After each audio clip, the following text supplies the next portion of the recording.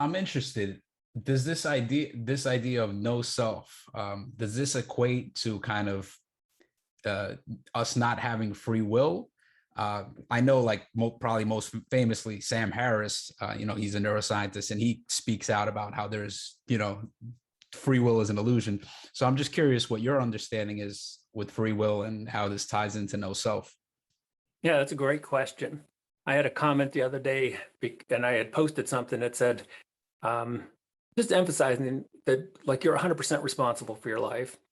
And someone pointed out immediately, well, what are you talking about? You're saying like there's no self, and now you're saying that you're 100% responsible. So the first thing is that the universe is under no obligation to be understandable.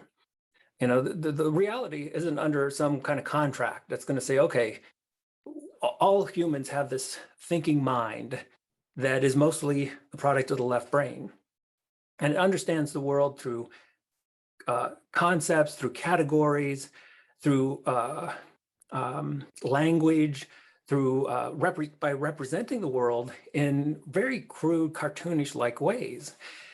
And this is really another huge breakthrough that our species is having, because first we thought we were the center of the universe, and then that didn't work out.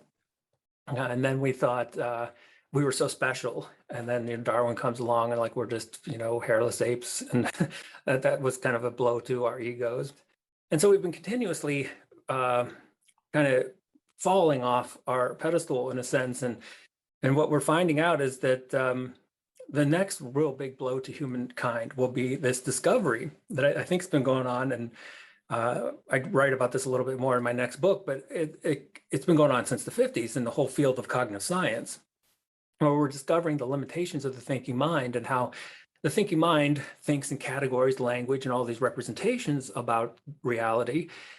But these are really just symbols. They're not, and of course, the Buddhists knew this, and they would often say you can't drink the word water. They knew, and if you look, even like the Tao Te Ching will come right out and say, like, look, the stuff I'm going to say isn't absolutely true. And if there's any kind of truth out there, you're not going to really be able to say it.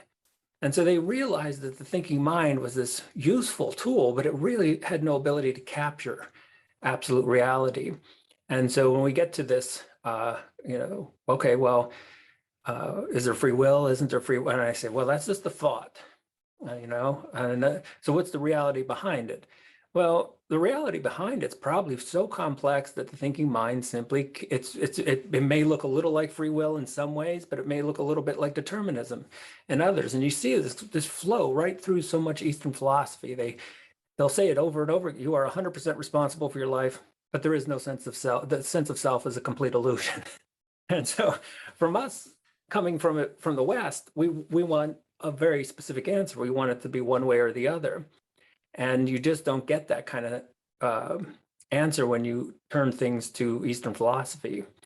And so I would say, yeah, the self is an illusion, and yeah, you're 100% responsible for your life.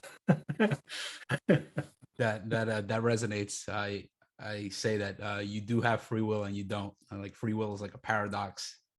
So wrap your head around that.